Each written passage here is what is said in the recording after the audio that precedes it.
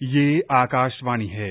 प्रस्तुत है कार्यक्रम सुर्खियों में। इसके अंतर्गत सुनिए विशेष चर्चा, उत्तर प्रदेश के विकास को मिले पंख। इसमें भाग ले रहे हैं वरिष्ठ पत्रकार पंकज पांडे और आकाशवाणी संवाददाता कमल कुमार प्रजापति। बीते कुछ सालों में उत्तर प्रदेश के विकास को नई गति देने के लिए कई अहम प्रयास हुए हैं, कई परियोजनाएं संचालित हुई हैं, जैसे कि जेवर में बनने वाला नोएडा इंटरनेशनल एयरपोर्ट का निर्माण हो या कम समय में पूर्वांचल एक्सप्रेस वे का निर्माण हो। ऐसी कई अहम ढांचागत परियोजनाएं संचालित की जा रही हैं। इसी तरह से प्रदेश में डिफेंस कॉरिडोर को विकसित किया जा रहा है। दूसरी ओर शिक्षा, स्वास्थ्य, अर्थव्यवस्था के क्षेत्र में कई अहम विकास की परियोजनाएं संचालित हो रही हैं और केंद्र सरकार या राज्य की कई अन्य योजनाएं हैं, उनसे नागरिकों के जीवन स्तर में सुधार लाया जा रहा है, जिससे कि उत्तर प्रदेश का विकास सुनिश्चित हो रहा है। मिस्टर पांडे, सबसे पहले अगर हम चर्चा की शुरुआत ढांचागत परियोजनाओं से ही करें तो हमने देखा कि अभी हाल ही में प्रधानमंत्री नरेंद्र मोदी ने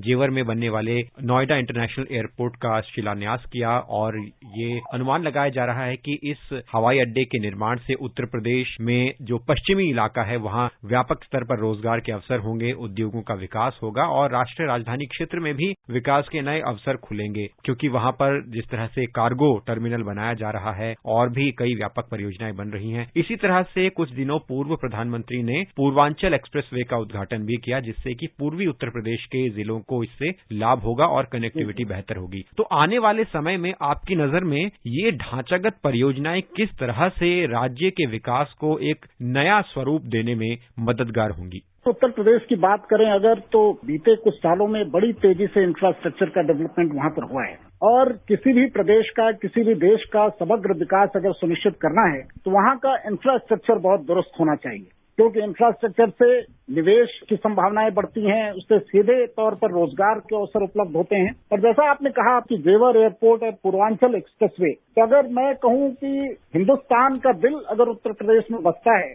और उत्तर प्रदेश का विकास अगर जेवर और पश्चिम उत्तर प्रदेश का ये जो पूरा इलाका है, उस एयरपोर्ट के जरिए कम से कम पूरा मेरठ, मुरादाबाद, सहारनपुर, ये आसपास के जितने भी इलाके हैं, वहां के दिल की जो धड़कन है बहुत ही चुस्त दुरुस्त हो जाएगी।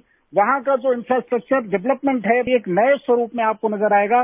निवेश की अपार संभावनाएं वहां पर होंगी, क्योंकि जो मेरठ में स्पोर्ट्स इंडस्ट्री है, मुरादाबाद में वहां का जो बर्तन का कारोबार है, अगर आप आगरा में जाएं वहां पर आप देखिए पेठा का और जो स्मॉल इंडस्ट्रीज हैं, जो आसपास के पूरे इलाके में जिस तरह से फलों और सब्जी का कारोबार है, जब ये कार्गो हब के रूप में पूरा विकसित होगा जेवर का एयरपोर्ट, तो एक नई दिशा मिलेगी पूरे उत्तर प्रदेश के विकास को और पश्चिमी उत्तर प्रदेश खास तौर पर बहुत ही ज्यादा डेवलपमेंट की राह पर आगे बढ़ेगा। इसी तरह से आपने पूर्वांचल एक्सप्रेसवे की बात की है, वो 9 जिलों से होकर के गुजरेगा, उसमें तमाम लिंक रोड भी होंगे।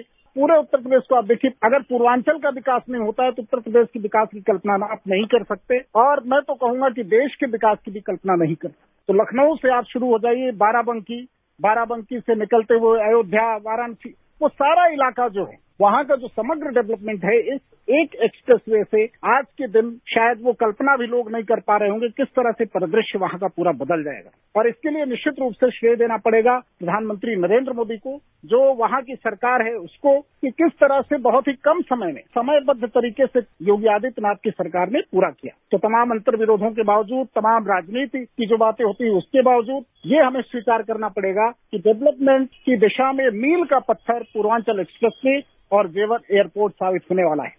रक्षा क्षेत्र में मैन्युफैक्चरिंग हब बनने की ओर भारत अग्रसर है और इस दिशा में देश में 2 बड़े डिफेंस इंडस्ट्रियल कॉरिडोर स्थापित किए जा रहे हैं, जिसमें से एक तमिलनाडु और एक उत्तर प्रदेश। और उत्तर प्रदेश में हम आगे देखेंगे कि आगरा, अलीगढ़, चित्रकूट, झांसी, कानपुर, लखनऊ, ये वो क्षेत्र होंगे जहां पर कि रक्षा क्षेत्र से जुड़े हुए उद्योग स्थापित किए जाने हैं। इस तरह से हम देख सकते हैं कि भारत को रक्षा क्षेत्र में आत्मनिर्भर बनाने और रोजगार की इस क्षेत्र में व्यापक संभावनाएं पैदा करने के मकसद से ये डिफेंस इंडस्ट्रियल कॉरिडोर स्थापित किया जा रहा है। तो मिस्टर पांडे, हम आपसे जानना चाहेंगे कि किस तरह से उत्तर प्रदेश देश में इस दिशा में एक बड़ी भूमिका निभाएगा और इन डिफेंस इंडस्ट्रियल कॉरिडोर से कैसे प्रदेश की अर्थव्यवस्था को नई गति मिलेगी? 6 नोड की बात की गई थी, प्रधानमंत्री ने जो घोषणा की थी उसमें अभी झांसी में बड़े डेवलपमेंट का काम शुरू हुआ है।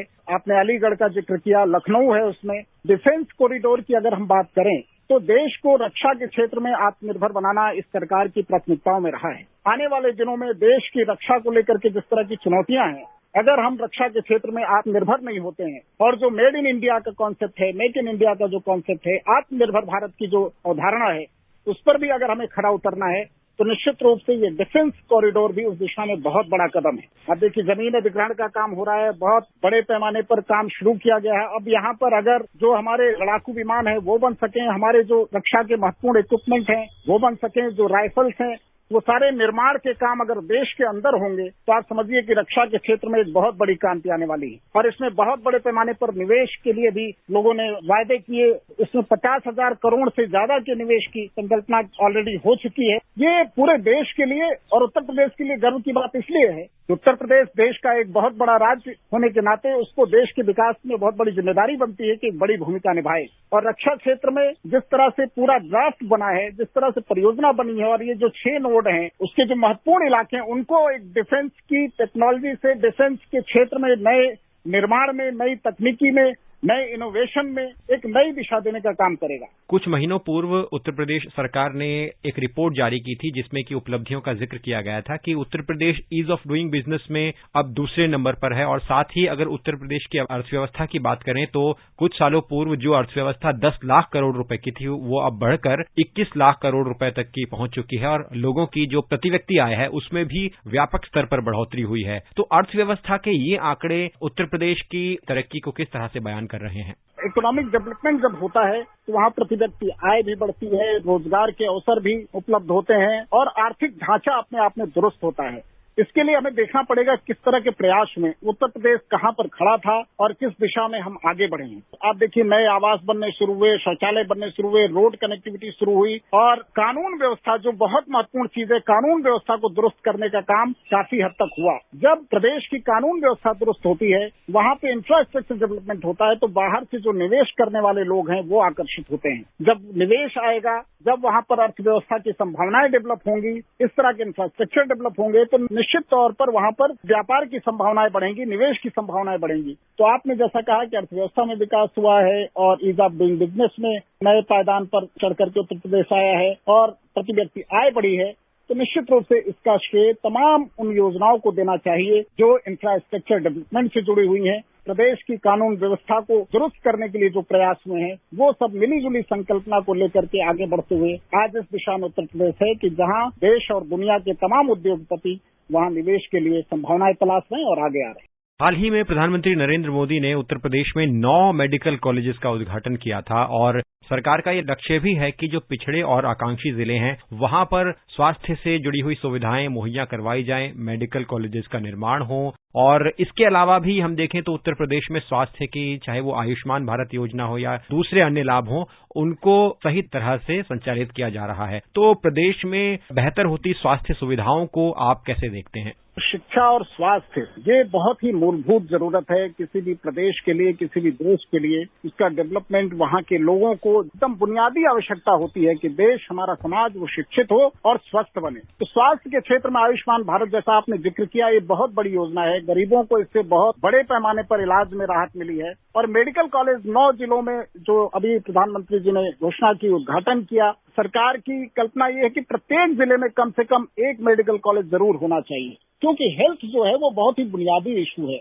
कि एम्स पर कितना बोझ है। तो कई एम्स भी खुल गए, नए नए तमाम चिकित्सीय सुविधाएं उपलब्ध हो रही हैं। बावजूद इसके जो हेल्थ इंफ्रास्ट्रक्चर है उस पर बोझ बहुत ज्यादा है। उस बोझ को कम करने के लिए तरीका क्या है कि जो हमारे रिमोट इलाके हैं वहां पर भी मेडिकल कॉलेज खुले, वहां पर चिकित्सा की व्यवस्था हो, वहां पर डॉक्टर अवेलेबल हो, वहां पर हमारा नर्सिंग स्टाफ हो। और कोविड के इस पूरे दौर ने हमें सिखाया है कि हमें अपना हेल्थ इंफ्रास्ट्रक्चर बहुत मजबूत करना होगा और सरकार ने उस दिशा में सोचा है। और जो 9 मेडिकल कॉलेज हैं वो आने वाले दिनों में इस दिशा में बहुत मददगार साबित होंगे। और हम उम्मीद करते हैं कि हेल्थ इंफ्रास्ट्रक्चर के क्षेत्र में अभी ये शुरुआत है, अभी बहुत कुछ होना बाकी है। मिस्टर पांडे, आप कार्यक्रम में जुड़े और चर्चा में शामिल हुए, हमसे जुड़ने के लिए आपका बहुत बहुत धन्यवाद। बहुत बहुत धन्यवाद।